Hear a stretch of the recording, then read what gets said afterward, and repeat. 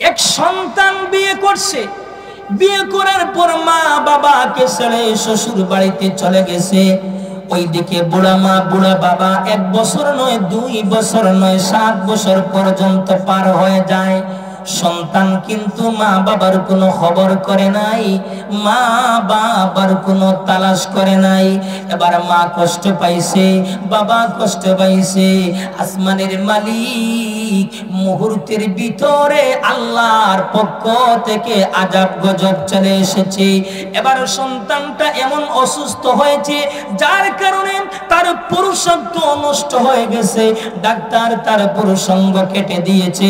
যৌবন বয়সে যৌবনের রোগে আক্রান্ত হয়েছে। এবার বিবি স্বামী চাইলা আরেকজনের কাছে বিবাহ বসেছে।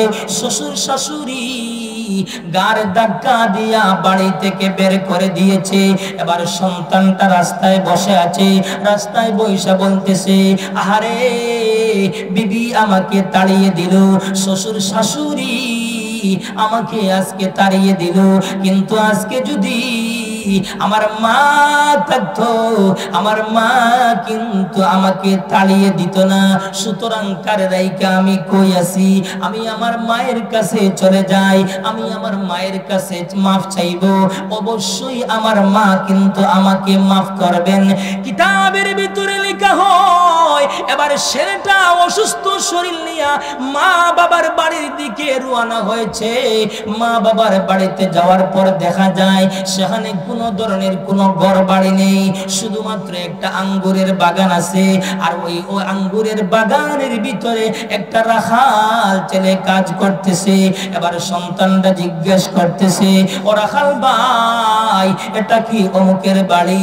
বলে হ্যাঁ এটা অমুকের বাড়ি, তবে ওই বাড়ির মালিক 3 বছর আগে ইন্তেকাল করেছেন। তার ঘর বাড়ি সবগুলা বিক্রি কইরা চিকিৎসা করা হয়েছে, এরপরও কিন্তু আল্লাহর বান্দা বাঁচে নাই। তবে শুনেছি ওই বাড়ির নাকি মহিলা আজ বেঁচে আছে, তার টাকার কোনো জায়গা নেই। দিনের বেলায় ভিক্ষা করে, রাতের বেলায় অন্যের ঘরে আল্লাহর গোলামি করে। তুমি শুনেছি ওই মহিলার নাকি একটা অবাধ্য সন্তান আছে। 7 বছর আগে মা বাবাকে ছেড়ে চইলা গেছে, কিন্তু মা সন্তানের বিরহে কান্নাকাটি করতে করতে চোখের আলো চইলা গেছে। আন্ধা অবস্থায় দিনের বেলায় ভিক্ষা করে, রাতের বেলায় অন্যের ঘরে আল্লাহর গোলামি করে। তুই বুক করতি না, এজন্য সব সময় তুই আমার শুকরিয়া আদায় কর, আমার কৃতজ্ঞতা প্রকাশ কর। ও বান্দা, তুই যদি সমস্ত বডির ভিতরে সামান্য একটা খাইনা আঙ্গুলের যদি তুই নিয়ামতের শুকুর আদায় করস, সেজদায় পয়রা নিয়ামতের শুকুর আদায় কিয়ামত পর্যন্ত করতে থাকবে, কিন্তু আমার দেয়া নিয়ামত শেষ হবে না। জোরে কন্না সুবহানাল্লাহ। এজন্য আল্লাহ বলেন, ওয়া ইন তাউদ্দু নি'মাতাল্লাহি লা তুহসুহা, তোমরা যদি আমার নিয়ামত সমূহ গণতে থাকো তাহলে গণতে গণতে তোমাদের হায়াত ফুরিয়ে যাবে। কলম দিয়ে যদি লিখতে থাকো, লিখতে লিখতে লিখতে কলমের কালি শেষ হয়ে যাবে, কিন্তু আমার দেয়া নিয়ামত শেষ হবে না। এজন্য আল্লাহ বলেন, আনিশকুরুলি, বান্দা তুই আমার কৃতজ্ঞতা প্রকাশ কর, আমার শুকরিয়া আদায় কর। পাশাপাশি ওয়ালি ওয়ালিদাইক, তুই তোর মা বাবারও কৃতজ্ঞতা প্রকাশ কর, মা বাবার শুকরিয়া আদায় কর। কারণ তোর মা তোর বাবা তোর জন্য কত যে কষ্ট করছে, কত যে যন্ত্রণা সহ্য করছে। এই যে বর্তমানে কি প্রচন্ড শীত চলতেছে, এই শীতের সময় তোর জন্য মা আরামের ঘুম হারাম করছে। এজন্য তুই তোর মা বাবারও কৃতজ্ঞতা প্রকাশ কর, মা বাবার শুকরিয়া আদায় কর। আসুন, এজন্য মহান আল্লাহ সূরাতুল লুকমানের 14 নম্বর আয়াত কারিমার অংশের ভিতরে আল্লাহ বলেন, আনিশকুরুলি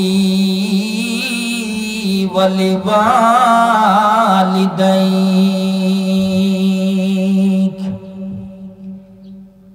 এজন্য মহান আল্লাহ রাব্বুল আলামিন সূরাতুল লুকমানের 14 নম্বর আয়াতে কারিমার অংশের ভিতরে আল্লাহ বলেন, আনিশকুরুলি ওয়ালিওয়ালিদাইক। ওরে বান্দা, তুই আমার কৃতজ্ঞতা প্রকাশ কর, তুই আমার শুকরিয়া আদায় কর। আমি আল্লাহ যে তোরে নিয়ামত দান করছি ওই নিয়ামতগুলা আর তুই শুকরিয়া আদায় কর। ওরে বান্দা, আমি আল্লাহ যে তোরে অসংখ্য গণিত নিয়ামত দান করছি রে বান্দা, এজন্য তুই আমার শুকরিয়া আদায় কর। ওরে বান্দা, তুই যদি আমার সামান্য একটা কাইনা আঙ্গুলের যদি নিয়ামতের শুকর আদায় করস, সেজদায় পয়রা কিয়ামত পর্যন্ত শুকরিয়া আদায় করবি, কিন্তু আমার দেয়া নিয়ামত শেষ হবে না। ওরে বান্দা, তুই যদি আমার নিয়ামত সমূহ যদি লিখতে থাকস, লিখতে লিখতে লিখতে কলমের কালি শেষ হয়ে যাবে। যদি জপতে থাকস, জপতে জপতে জপতে তোর হায়াত ফুরিয়ে যাবে, কিন্তু আমি আল্লাহর দেওয়া নিয়ামত কখনো শেষ হবে না। জোরে কন্না সুবহানাল্লাহ। শুধু তা নয়, আল্লাহ বলেন আনিশকুরলি ওয়ালি ওয়ালিদাইক। ওরে বান্দা, তুই আমার শুকরিয়া আদায় কর, পাশাপাশি তুই তোর মা বাবার কৃতজ্ঞতা প্রকাশ কর, মা বাবার শুকরিয়া আদায় কর। কারণ তোর মা তোর বাবা তোর জন্য অনেক কষ্ট করছে, অনেক যন্ত্রণা সহ্য করছে, এজন্য তুই তোর মা বাবার শুকরিয়া আদায় কর। সুবহানাল্লাহ। আল্লাহ বলেন আনিশকুরলি ওয়ালি ওয়ালিদাইক। বান্দা, তুই আমার কৃতজ্ঞতা প্রকাশ কর, আমার শুকরিয়া আদায় কর, পাশাপাশি তুই তোর মা বাবারও কৃতজ্ঞতা প্রকাশ কর। এজন্য সব সময় আল্লাহর শুকরিয়া আদায় করবেন, পাশে পাশে সাথে সাথে মা বাবার কৃতজ্ঞতা প্রকাশ করবেন, মা বাবার শুকরিয়া আদায় করবেন, মা বাবাকে ভালোবাসবেন, মা বাবাকে মহব্বত করবেন। মা বাবা যদি কাফেরও হন, বেঈমান যদি কাফেরও হন, বিধর্মীও হন, এরপর মা বাবাকে ভালোবাসবেন, মা বাবাকে মহব্বত করবেন, মা বাবার সাথে খারাপ আচরণ করবেন না, বেয়াদবি করবেন না, কখনো খারাপ আচরণ করবেন না, এমন কোন আওয়াজ দিবেন না যে আওয়াজের কারণে মা বাবার অন্তরের ভিতরে কষ্ট যন্ত্রণা চলে আসে, এমন কোন আওয়াজ দিয়েন না। আমার ভাই, ইতিহাস তালাশ করে দেখুন, কোরআন তালাশ করে দেখুন, আল্লাহর দোস্ত, আল্লাহর খলিল ইব্রাহিম পয়গম্বর ছিলেন আল্লাহর বন্ধু, আল্লাহর খলিল, আল্লাহর দোস্ত, কিন্তু উনার বাবা আজর ঠাকুর ছিলেন মুশরিক। বাবা আজর ঠাকুর মুশরিক, আর সন্তান হলেন আল্লাহর খলিল, আল্লাহর দোস্ত। আল্লাহর দোস্ত হওয়ার পর বাবার সাথে কেমনে আচরণ করেছেন মুশরিক, বাবার সাথে ইব্রাহিম পয়গম্বর কেমনে কথা বলেছেন, মহান আল্লাহ সূরাতুল মারইয়ামের ভিতরে আল্লাহ তুলে ধরেছেন। واذكر في الكتاب إبراهيم إنه كان صديقا نبيا إذ قال لأبيه يا أبت لم تعبد ما لا يسمع ولا يبصر ولا يغني عنك شيئا يا أبت إني قد جاءني من العلم ما لم يأتك فاتبعني أهدك صراطا سويا। এজন্য মহান আল্লাহ রাব্বুল আলামিন সূরাতুল মারইয়ামের ভিতরে আল্লাহ বলেন ওয়াযকুর ফিল কিতাবি ইব্রাহিম। ওগো নবীজি, আপনি ওই কিতাবের ভিতরে ইব্রাহিমের কথা বর্ণনা করুন।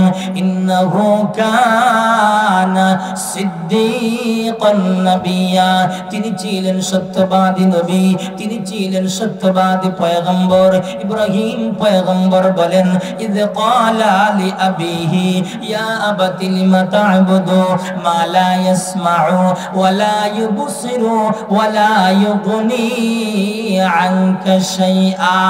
আল্লাহর খলিল, আল্লাহর দোস্ত ইব্রাহিম পয়গম্বর বলেন, ও আমার বাবা, যে কান দ্বারা শ্রবণ করতে পারে নাই, চোখ দ্বারা দেখতে পারে নাই, অন্তর দ্বারা অনুভব করতে পারে নাই, আপনার কোনো কাজে আসে না, আপনি কেন তার ইবাদত করবেন?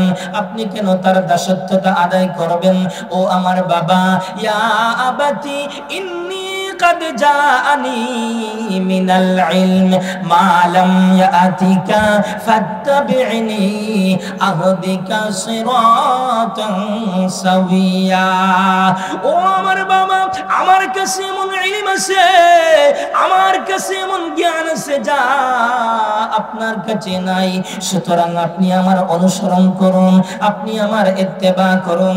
আমার ভাইরা, ইব্রাহিম পয়গম্বরের বাবা আজর ঠাকুর ইব্রাহিম পয়গম্বরের কথা তো মানা দূরের কথা, বরং কর্কশ ভাষা সম্বোধন করে বলেছেন, ক্বালা আরাগিবুন আনতা আন আলিহাতি ইয়া ইব্রাহিম লা ইল্লাম তানতাহি লা আরজুমান্নাকা ওয়া হুজুরনি মালিয়া। ইব্রাহিম পয়গম্বরের বাবা আজর ঠাকুর ইব্রাহিম পয়গম্বরকে বলতেছেন, ও আমার সন্তান ইব্রাহিম, তুমি কি আমার উপাস্যদের থেকে মুখ ফিরে নিয়েছো? সুতরাং তুমি যদি আমাকে তোমার দিকে আহ্বান করা থেকে বিরত না হও, তাহলে আমি তোমার প্রাণ নাশ করব, তোমাকে ধ্বংস করব, তোমাকে মেরে ফেলবো।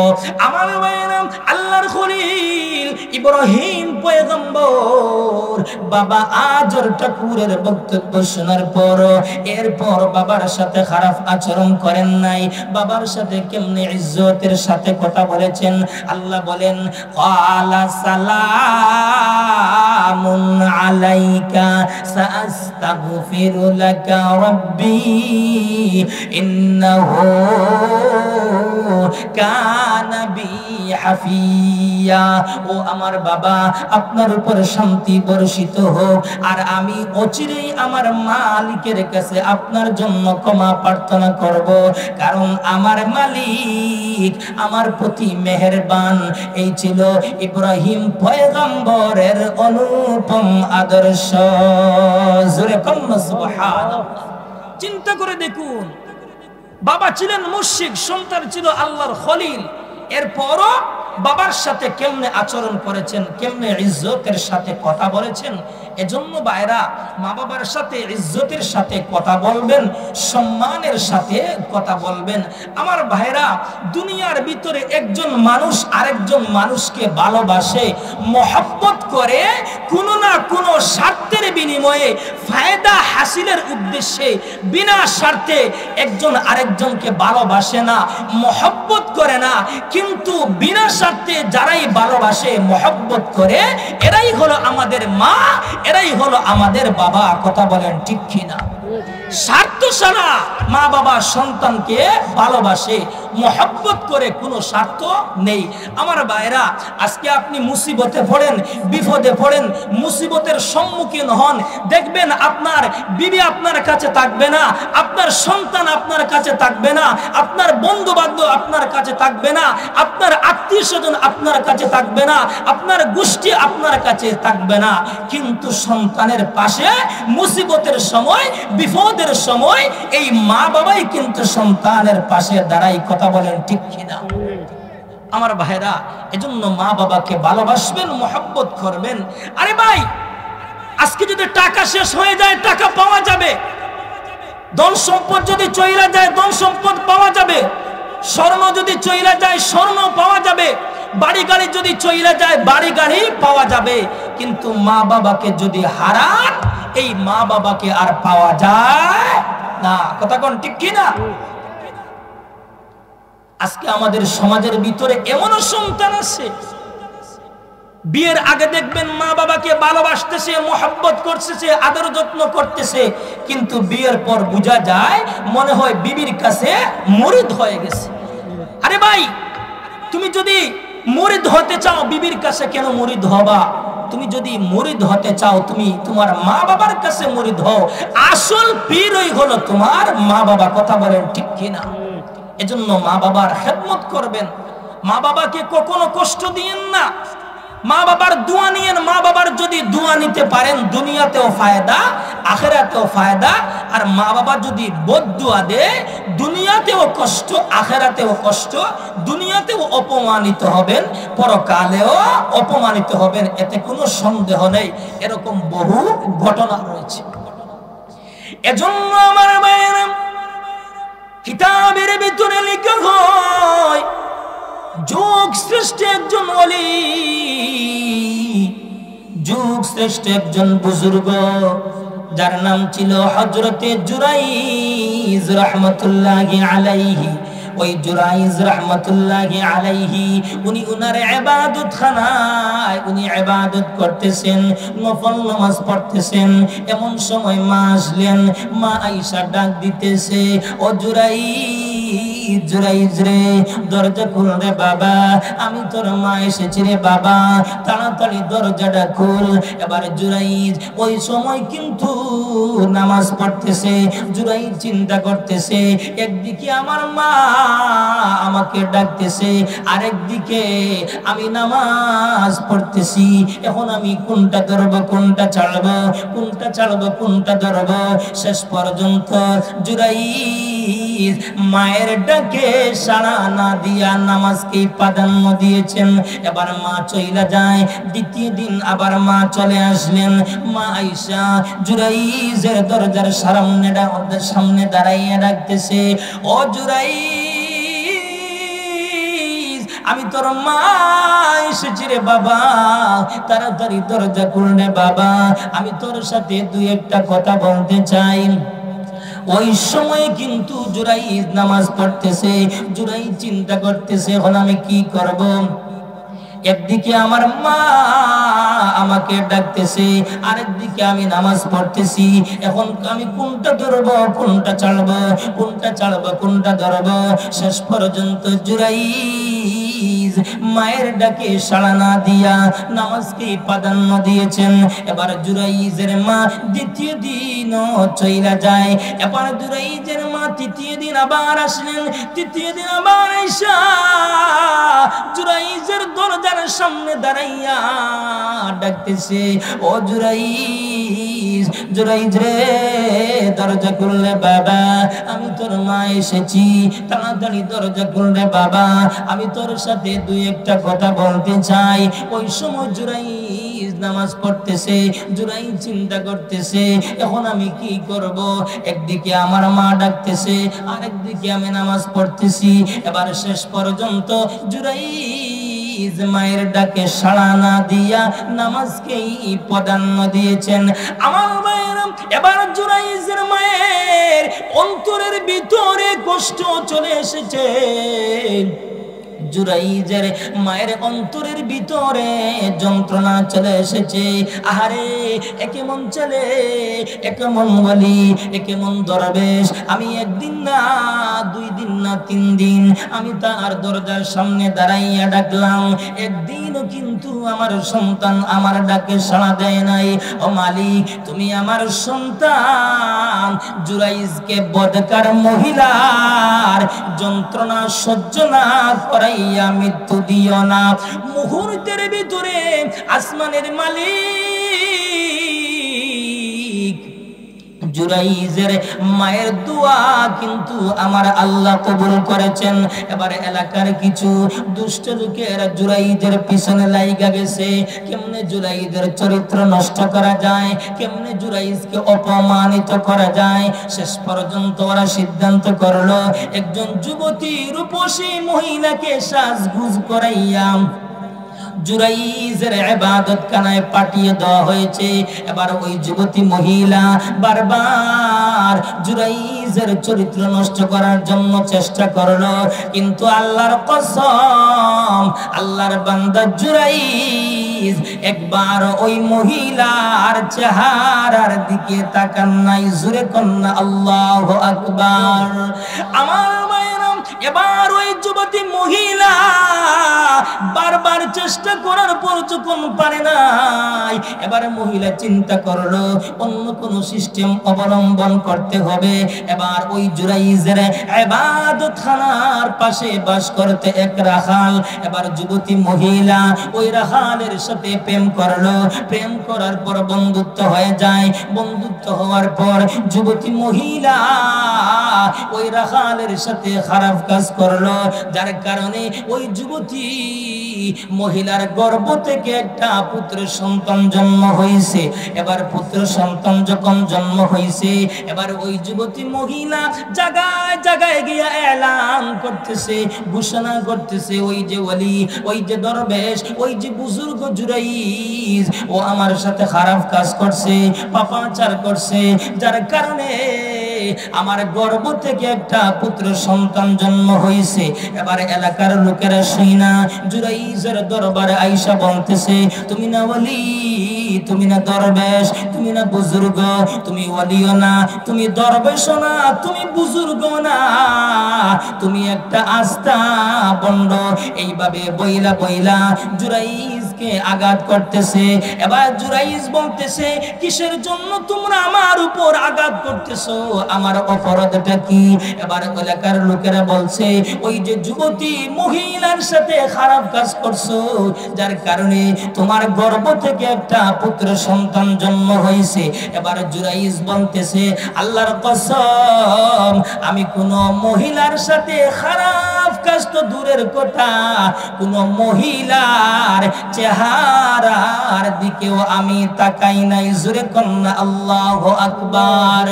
আমার মায়েরা, এবার জুরাইজ বলতেছে, যেই বাচ্চার কথা বলতেছো ওই বাচ্চাটা কই, আমার কাছে নিয়ে আসো। এবার বাচ্চাটা জুরাইজের খেদমতে নিয়ে আসা হলো। এবার জুরাইজ আসমানের মালিকের কাছে 2 রাকাত নামাজ পড়লা, আসমানের মালিকের কাছে হাত বাড়াইছে, ও আসমানের মালিক, তুমি তো জানো আমি নির্দোষ, আমি খারাপ কাজ করি নাই। ও মালিক, তুমি আমাকে অপমানিত করিও না। ও মালিক, আজকে যদি তুমি আমাকে নির্দোষ প্রমাণ করতে না পারো, তাহলে সারাটা জীবন আমি অপমানের বোঝা নিয়ে থাকতে হবে, বোঝা নিয়ে থাকতে হবে। এইভাবে যখন দোয়া করলেন, দোয়া শেষ করার পর এবার জুরাইজ ওই দুধের বাচ্চার পেটে হাত রাখলেন। পেটে হাত রাইকা বলতেছে, ওরে বাচ্চা, বলো তো তোমার আসল প্রকৃত পিতাকে? মহান আল্লাহ আসমানের মালিক দুধের বাচ্চার জবানটা খুলে দিয়েছে। এবার দুধের বাচ্চা বলতেছে, আমার আসল প্রকৃত পিতা হল অমুক রাখাল। আল্লাহু আকবার। আমার ভাইরা, এই যে জুরাইজ অপমানিত হয়েছেন কিসের জন্য জানেন? ওই যে মায়ের সাথে বিয়াদবি করছেন, মায়ের সাথে খারাপ কাজ করছেন, মায়ের সাথে অন্যায় করছেন, যার কারণে মা বদদুয়া দিছে। মা যখন বদদুয়া দিছে, মায়ের দুয়া আল্লাহ কবুল করেছেন, এজন্য জুরাইজ কিন্তু অপমানিত হয়েছে। এজন্য সাবধান, কখনো মা বাবার সাথে বিয়াদবি করবেন না। আরে ভাই, মা বাবার সাথে যদি বিয়াদবি করেন আর মা বাবা যদি বদদুয়াতে, তাহলে মরণের সময়, সকরাতের সময় কালেমা পর্যন্ত নসিব হবে না। নাউজুবিল্লাহ। এজন্য কিতাবের ভিতরে পাওয়া যায়, নবীর যুগে মদিনা শরীফে এক যুবক বাস করত, যে যুবকটার নাম হলো হযরতে আলকামা রাদিয়াল্লাহু আনহু। ওই আলকামা রাদিয়াল্লাহু আনহু সব সময় আল্লাহর গোলামি করতেন, আল্লাহর ইবাদত বন্দেগী করতেন। হঠাৎ কইরা আলকামা এমন অসুস্থ হয়েছেন, মনে হয় আলকামা আর বাঁচবেন না। এবার আলকামার বিবি নবীর কাছে সংবাদ পাঠাইলেন, নবী গো, আপনার সাহাবী আলকামা মনে হয় আর বাঁচবে না। এবার নবীজি তাড়াতাড়ি বেলাল, সুহাইব, আম্মারকে পাঠাইলেন, যাও তাড়াতাড়ি আলকামার কাছে বৈশা তোমরা কালেমায়ে শাহাদাত তালকিন করো। এবার বেলাল আয়েশা আলকামার কাছে বৈশা কালেমায়ে শাহাদাত তালকিন করতেছেন, কিন্তু জবান থেকে কালেমা বের হইতেছে না। এবার বেলাল নবীর কাছে সংবাদ পাঠাইলেন, নবী গো, আলকামার জবান থেকে তো কালেমা বের হইতেছে না। এবার নবীজি বলতেছেন তাহলে তালাশ করো আলকামার মা বাবা কি জীবিত আছেন, যদি জীবিত থাকেন তাহলে আমার কাছে নিয়ে আসো। এবার তালাশ করে দেখা যায় মা জীবিত আছেন। নবীর কাছে সংবাদ পাঠাইলেন, নবী গো মা জীবিত আছেন। নবীজি বলেন আলকামার মাকে আমার কাছে নিয়ে আসো, যদি না আসেন তাহলে বলবেন আমি নবী তার দরবারে চলে আসব। এবার বেলাল আলকামার মাকে নবীজির দরবারে নিয়ে যান। নবীজির দরবারে যাওয়ার পর আলকামার মা সালাম দেন, নবীজি সালামের জবাব দেন। সালামের জবাব দেওয়ার পর নবীজি আলকামার মাকে বলতেছেন, ও আলকামার মা, আজকে তুমি আমার কাছে সত্য একটা কথা বলবা? বলে হ্যাঁ আমি সত্য কথা বলবো। নবীজি বলতেছেন তাহলে বলো তোমার সন্তান আলকামাটা কেমন ছিল? আলকামার মা বলতেছে না, আমার সন্তান আলকামার প্রতি আমি রাজি না, আমি খুশি না, কারণ সে আমার খেদমত করতো না, আমাকে প্রাধান্য না দিয়া সে তার বিবিকে বেশি প্রাধান্য দিত, বিবিকে বেশি মহব্বত করত, এজন্য আমি তার উপর নারাজ। এবার নবীজি তাড়াতাড়ি বেলালকে বলেন, আরে বেলাল যাও তুমি তাড়াতাড়ি লাকড়ি সংগ্রহ করো। এবার আলকামার মা বলতেছেন নবী গো লাকড়ি দিয়ে কি করবেন? নবীজি বলেন তোমার সন্তান আলকামাকে তোমার সামনেই জ্বালানো হবে। আলকামার মা বলতেছেন ওগো নবীজি আপনি আমার সন্তানকে আমার সামনে জ্বালাইবেন, আমি মা হইয়া কেমনে সহ্য করব? নবীজি বলতেছেন ও আলকামার মা, এটা তো দুনিয়ার আগুন, কিন্তু জাহান্নামের আগুন যে হাজার হাজার গুণ তাপমাত্রাওয়ালা হবে, এই হাজার হাজার গুণ তাপমাত্রাওয়ালা কেমনে তোমার সন্তান জানবে, কেমনে তোমার সন্তান সহ্য করবে? তোমার সন্তানকে আলকামাকে যদি জাহান্নামের আগুন থেকে যদি বাঁচাতে চাও তাহলে তুমি সন্তান আলকামার প্রতি রাজি হয়ে যাও। এবার আলকামার মা বলতেছেন নবী গো আমি আপনাকে সাক্ষী রাখলাম, আল্লাহর কসম আমি আমার সন্তান আলকামার প্রতি রাজি হয়ে গেলাম। জোরে কন্যা সুবহানাল্লাহ। এবার যখন মা রাজি হয়ে যান নবীজি বেলালকে বলেন বেলাল তুমি তাড়াতাড়ি যাও, গিয়ে দেখো আলকামার জবান থেকে কালিমা বের হইতেছে কিনা। বেলাল চইলা যান। বেলাল চলে যাওয়ার পর দেখা যায় আলকামা ঘরের ভিতরে বড় বড় আওয়াজ দিয়ে পড়তেছেন লা ইলাহা ইল্লাল্লাহ, লা ইলাহা ইল্লাল্লাহ, লা ইলাহা ইল্লাল্লাহ মুহাম্মাদুর রাসূলুল্লাহ। এজন্য মা বাবাকে যদি বদদুয়া দেয় তাহলে মরণের সময় সকরাতের সময় তোমার কালেমা নসিব হবে না। এজন্য সাবধান, কখনো মা বাবার বদদুয়া নিবেন না, মা বাবাকে কষ্ট দিয়েন না। আমার ভাইরা মা বাবার খেদমত করা শুধুমাত্র নেকের কারণ নয়, বরং বড় ধরনের গুনাহ মাফের উসিলাও হয়ে থাকে। এজন্য এক সাহাবী নবীজির খেদমতে আরজ করলেন ইয়া রাসূলুল্লাহ আমি তো বড় ধরনের গুনাহ করে ফেলেছি, এখন আমি তাওবা করব, আমার তাওবাকে আল্লাহ কবুল করবেন। নবীজি বললেন তুমি? বলে হ্যাঁ আমার মা জীবিত আছেন। তাহলে তাড়াতাড়ি যাও মার খেদমত করো। তাহলে বোঝা যায় মা বাবার খেদমত করা শুধুমাত্র নেকের কারণ নয়, বরং বড় ধরনের গুনাহ মাফের উসিলা হয়ে থাকে। জোরে কন্যা সুবহানাল্লাহ। আমার ভাইরা এজন্য আজকের ওই মজলিসের ভিতরে কেউ যদি মাকে বাবাকে কষ্ট দিয়ে থাকেন তাহলে মেহেরবানি কইরা বাসায় যাইয়া বাড়িতে যাইয়া মায়ের কাছে বৈশা মাফ চাইবেন। অবশ্যই মাফ চাইতে দেরি হবে, মা সন্তানকে মাফ করতে দেরি করেন নাই। জোরে কন্যা সুবহানাল্লাহ। আমার ভাইরা বান্দা যতই গুনাহ করুক, গুনাহ কইরা যখন আসমানের মালিকের কাছে গফফার বইলা ডাক দে, রহমান বইলা ডাক দে, ডাক দিতে দেরি হয়, আল্লাহ তার বান্দাকে মাফ করতে দেরি করেন নাই। জোরে কন্যা সুবহানাল্লাহ। ঠিক তেমনি ভাবে সন্তান যতই অপরাধ করুক, অপরাধ কইরা যখন মায়ের কাছে বৈশা বাবার কাছে বৈশা মাফ চায়, মাফ চাইতে দেরি হয়, মা বাবা সন্তানকে মাফ করতে দেরি করেন নাই। জোরে কন্যা সুবহানাল্লাহ। আমার ভাইরা এজন্য কিতাবের ভিতরে পাওয়া যায় এক সন্তান বিয়ে করছে, বিয়ে করার পর মা বাবাকে ছেড়ে শ্বশুর বাড়িতে চলে গেছে। ওইদিকে বুড়া মা বুড়া বাবা 1 বছর নয় 2 বছর নয় 7 বছর পর্যন্ত পার হয়ে যায়। সন্তান কিন্তু মা বাবার কোনো খবর করে নাই, মা বাবার কোনো তালাশ করে নাই। এবার মা কষ্ট পাইছে, বাবা কষ্ট পাইছে। আসমানের মালিক মুহূর্তের ভিতরে আল্লাহর পক্ষ থেকে আযাব গজব চলে এসেছে। এবার সন্তানটা এমন অসুস্থ হয়েছে যার কারণে তার পুরুষত্ব নষ্ট হয়ে গেছে। ডাক্তার তার পুরুষাঙ্গ কেটে দিয়েছে। যৌবন বয়সে যৌবনের রোগে আক্রান্ত হয়েছে। এবার বিবি স্বামী চাইলা আরেকজনের কাছে বিবাহ বসেছে।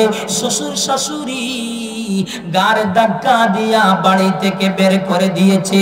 এবার সন্তানটা রাস্তায় বসে আছে, রাস্তায় বইসা বলতেছে, আহারে বিবি আমাকে তাড়িয়ে দিল, শ্বশুর শাশুড়ি আমাকে আজকে তাড়িয়ে দিল, কিন্তু আজকে যদি আমার মা থাকতো, আমার মা কিন্তু আমাকে তাড়িয়ে দিত না। সুতরাং কার রাইকা আমি কই আছি, আমি আমার মায়ের কাছে চলে যাই, আমি আমার মায়ের কাছে মাফ চাইব।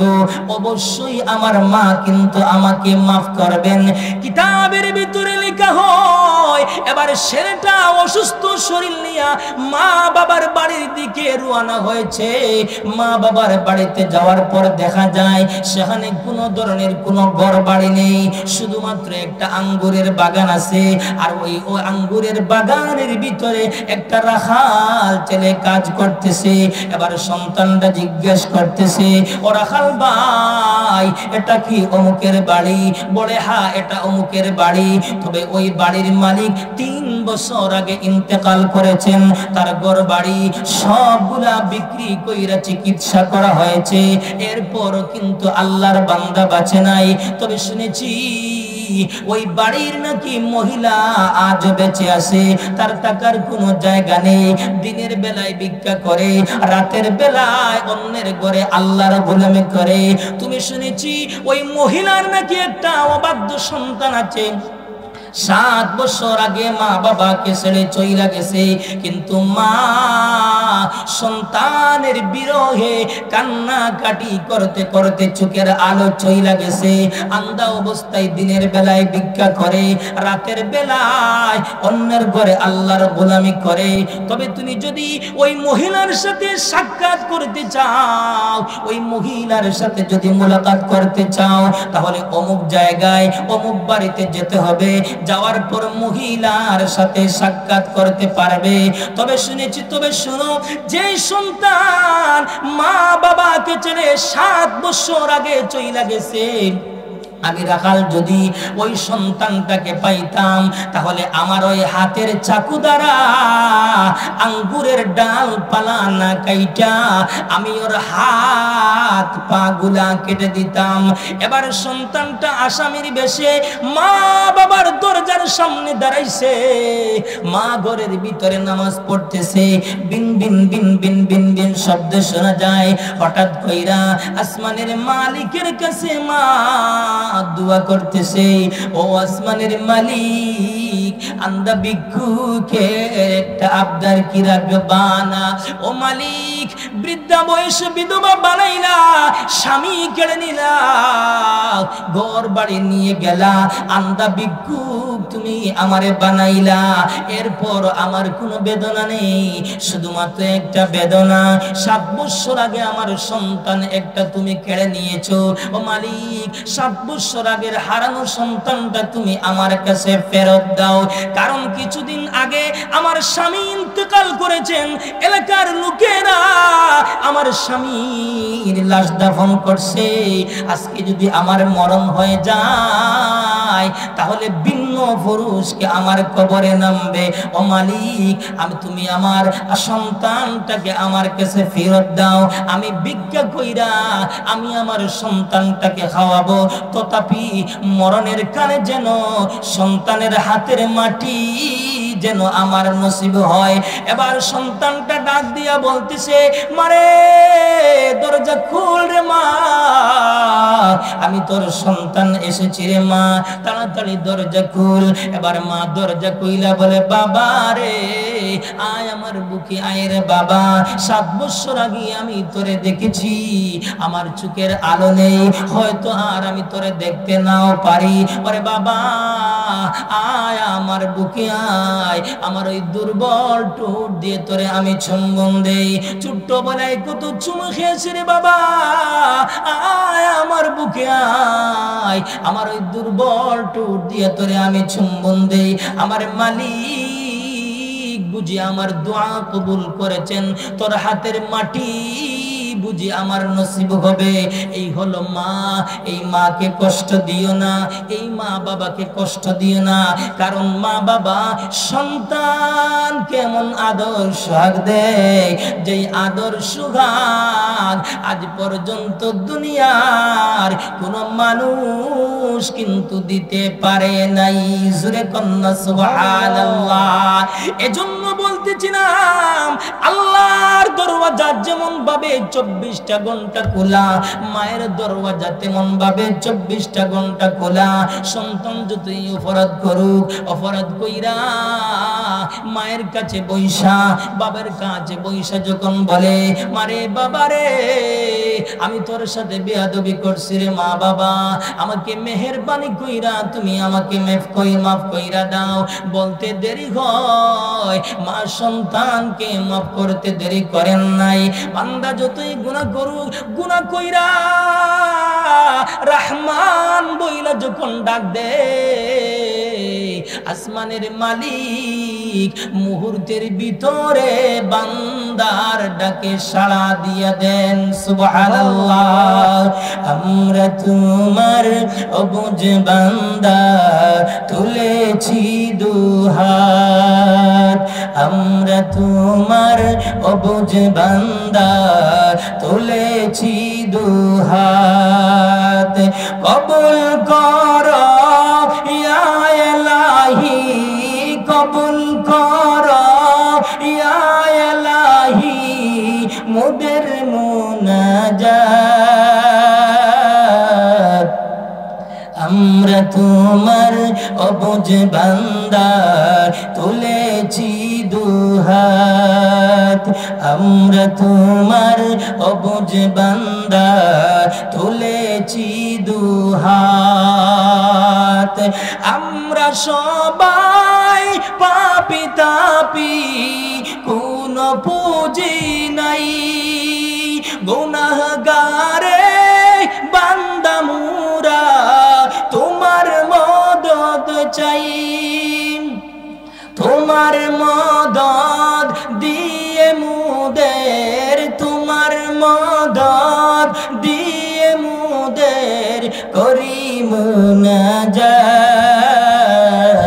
আমরা তোমার অবুঝ বান্দা তুলেছি দুহাত, কবুল করো ইয়া ইলাহি, কবুল করো ইয়া ইলাহি মোদের মুনাজাত। আমরা তোমার অবুঝ বান্দা তুলেছি দুহাত, আমরা তোমার অবুঝ বান্দা তুলেছি দুহাত। এজন্য বলতেছিলাম আল্লাহর দরওয়াজা যেমন ভাবে 24টা ঘন্টা খোলা, মা বাবারও দরওয়াজা তেমন ভাবে 24টা ঘন্টা খোলা। এজন্য মেহেরবানি কইরা আপনারা কেউ যদি মা বাবাকে কষ্ট দিয়ে থাকেন, দুঃখ দিয়ে থাকেন, তাহলে ভাই মা বাবার কাছে মাফ চাইবেন, কারণ মা বাবার দোয়া কিন্তু ডাইরেক্ট কবুল, এতে কোনো সন্দেহ নেই। লা শাক্কা ফি দাওয়াতুল মাজলুম ওয়া দাওয়াতুল মুসাফির ওয়া দাওয়াতুল ওয়ালিদি আলা ওয়ালাদি। সন্তানের জন্য মা বাবার দোয়া ডাইরেক্ট আল্লাহর দরবারে কবুল। এজন্য সাবধান, মা বাবার দোয়া নেবেন, মা বাবার বদদোয়া নেবেন না। মা বাবাকে ভালোবাসবেন, মা বাবাকে মহব্বত করবেন, এমন কোনো আওয়াজ দিবেন না যেই আওয়াজের কারণে মায়ের অন্তরের ভিতরে কষ্ট চলে আসে, বাবার অন্তরের ভিতরে কষ্ট চলে আসে, এমন কোন আওয়াজ দিবেন না। আমার ভাইয়েরা শুধু তা নয়, আল্লাহর পয়গম্বর মুসা আলাইহিস সালাতু ওয়াস সালাম আল্লাহর দরবারে আরজ করলেন, ওয়া মালিক, ফেরাউন তো আমাকে অনেক কষ্ট দেয়, অনেক জ্বালানি জানায়, তুমি কি ফেরাউনের উপর প্রতিশোধ নিতে পারো নাই? ফেরাউনকে মারতে পারো নাই? আল্লাহ বলেন, ওরে মুসা, আমি আল্লাহ ফেরাউনের উপর প্রতিশোধ নিতে পারি, আযাব গজব দিয়া ধ্বংস করতে পারি, তবে 4টি কারণে আমি আল্লাহ ফেরাউনের উপর আযাব গজব দেই না। আল্লাহর পয়গম্বর মুসা আলাইহিস সালাতু ওয়াস সালাম মালিকের দরবারে বলেন, ও মালিক, তাহলে প্রথম নম্বর কারণ কি? প্রথম নম্বর কারণ হলো ওই ফেরাউন দিনের বেলায় বলে আনা রাব্বুকুমুল আলা, আর রাতের বেলায় সমস্ত জগৎ যখন ঘুমিয়ে যান, ফেরাউন ঘুমায় না, ফেরাউন আল্লাহর কদমে পড়ে থাকে, আল্লাহর কদমে সেজদা দেয়, মাথা নত করে, নত স্বীকার করে আর বলে, আল্লাহ আমি খুদাই দাবি করলাম, এজন্য তুমি আমার উপর আযাব গজব দিও না। আমার আল্লাহ ডাক দিয়া বলেন, ওরে মুসা, যেই লোকটা গভীর রাতে আমার কদমে পড়ে থাকে, আমার কদমে সেজদা দেয়, মাথা নত করে, যার কারণে আমি আল্লাহ ফেরাউনের উপর প্রতিশোধ নেই না। আল্লাহর পয়গম্বর মুসা বলেন, ওরে মালিক, 2 নম্বরের কারণ কি? আমার আল্লাহ ডাক দিয়া বলেন, ওরে মুসা, 2 নম্বরের কারণ হলো তুমি মুসার মাথায় পাগড়ি, ফেরাউনের মাথায়ও পাগড়ি, তুমি মুসার গায়ে লম্বা জামা, ফেরাউনের গায়ে লম্বা জামা, তুমি মুসার মুখে দাড়ি, ফেরাউনের মুখেও দাড়ি। এখন যদি আমি ফেরাউনের উপর প্রতিশোধ নেই, তাহলে পাগলির বেইজ্জতি হবে, দাড়ির বেইজ্জতি হবে, সুন্নতি জামার বেইজ্জতি হবে, যার কারণে আমি আল্লাহ ফেরাউনের উপর প্রতিশোধ নেই না। আল্লাহর পয়গম্বর মুসা বলেন, ওরে মালিক, 3 নম্বর কারণ কি?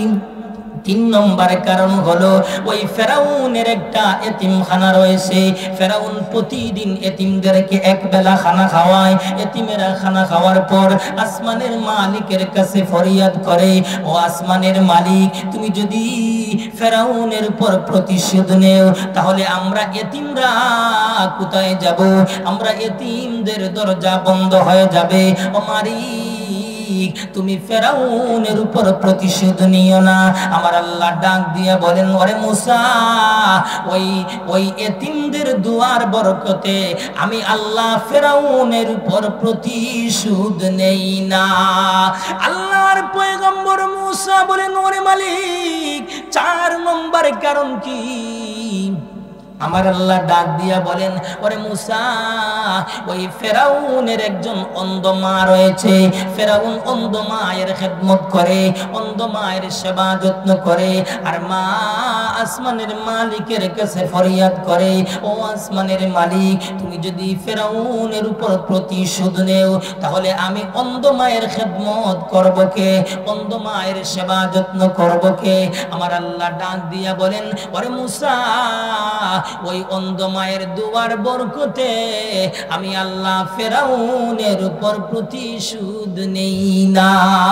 এজন্য ভাই, মা বাবার খেদমত করবেন, মা বাবার সেবা যত্ন করবেন, সাবধান, কখনো মা বাবাকে কষ্ট দিবেন না, মা বাবাকে দুঃখ দিবেন না। আসুন আল্লাহ পাক রব্বুল আলামিন আমাদের সকলকে বেশি বেশি কইরা মা বাবার খেদমত করার, মা বাবার সেবা যত্ন করার আল্লাহ যেন তৌফিক দান করেন। আমিন। ওয়া আখিরু দাওয়ানা আনিল হামদুলিল্লাহি রাব্বিল আলামিন।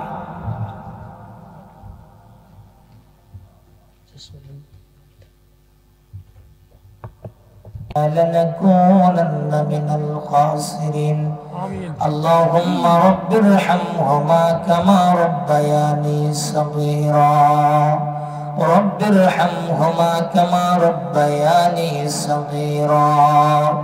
رب العالمين तमाम जिंदगीर गुनार बोझा माথায় নিয়া আল্লাহ তোমার গুনাহগার বান্দাদেরকে নিয়ে হাত বাড়াইলাম। ও মালিক, সকলের तमाम जिंदगीर गुनाहগুলা মাফ কইরা দাও। আল্লাহ আমরা তো জানি আমরা সকলে গুনাহগার, কিন্তু তোমার নাম তো গফফার।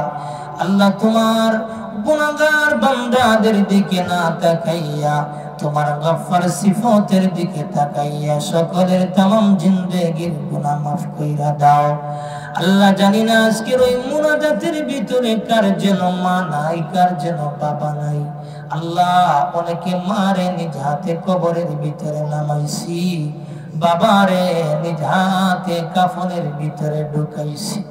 বারবার মা বাবার চেহারা কাফনটা সরায়া সরায়া দেখেছি। এমন মা বাবা যাদের কবরে কবরগুলোকে জান্নাতের বাগিচা বানায় দাও। যাদের মা বাবা জীবিত আছেন হায়াতের ভিতরে বরকত দান করো। আয় আল্লাহ এই মাদ্রাসাকে তুমি কবুল করো, মঞ্জুর করো। আল্লাহ মাদ্রাসার যত জরুরত তোমার গায়েব থেকে পুরা করে দাও। আল্লাহ মুহতামিম সাহেবের মেহনতকে তুমি আল্লাহ কবুল আর মঞ্জুর করে দাও। আল্লাহ আসাতায়ে কেরামের মেহনতকে তুমি আল্লাহ কবুল আর মঞ্জুর করো। আল্লাহ এই মজলিস যেন সকলের জন্য নাজাতে ফয়সালা হয়ে যায়। আয় আল্লাহ রহমানুর রহিমিন ওই এলাকার যত মানুষ কবরগুলোকে জান্নাতের বাগিচা বানায় দাও। আল্লাহ সকলকে ভাই ভাই হিসাবে চলাফেরা করার তৌফিক দান করো। পর্দার আড়ালের মা বোনদেরকে ফাতেমা খাদিজা বানায় দাও। যুবক ভাইদেরকে ওমরের মতো বানায় দাও। বুড়া বাবাদেরকে আবু বকরের মতো বানায় দাও। আল্লাহ জানি না কোন সময় যেন মসজিদের মাইকে এলান হয়ে যায় রে বা মালিক। জানি না কোন সময় মসজিদের পালকি বাড়ির সামনে চলে যায়। মসজিদের পালকি বাড়ির সামনে যাওয়ার আগে পাক্কা সাচ্চা ইমানদার বানায়া দাও। আয় আল্লাহ মজলুম আলেমদেরকে তুমি আল্লাহ হেফাজত করো। আল্লাহ যত আলেম জেলখানার ভিতরে বন্দী রয়েছে আল্লাহ সকলকে তুমি আল্লাহ মুক্ত করে দাও। আল্লাহ আল্লামা মামুনুল হক সহকারে যত আল্লাহ তোমার মাহবুব বান্দারা জেলখানার ভিতরে রয়েছেন আল্লাহ সকলকে তুমি আল্লাহ মুক্ত করে দাও। আয় আল্লাহ আমাদের সকলকে বারবার তোমার বাড়ি যাওয়ার তৌফিক দান করো। তোমার বন্ধুর রওজার পাশে দাঁড়াইয়া আসসালাতু ওয়াসসালামু আলাইকা ইয়া রাসূলুল্লাহ, আসসালাতু ওয়াসসালামু আলাইকা ইয়া হাবিবাল্লাহ বলার তৌফিক দান করো। সুবহান রাব্বিকা রাব্বিল ইজ্জাতি আম্মা ইয়াসিফুন ওয়া সালামুন আলাল মুরসালিন ওয়ালহামদুলিল্লাহি রাব্বিল আলামিন।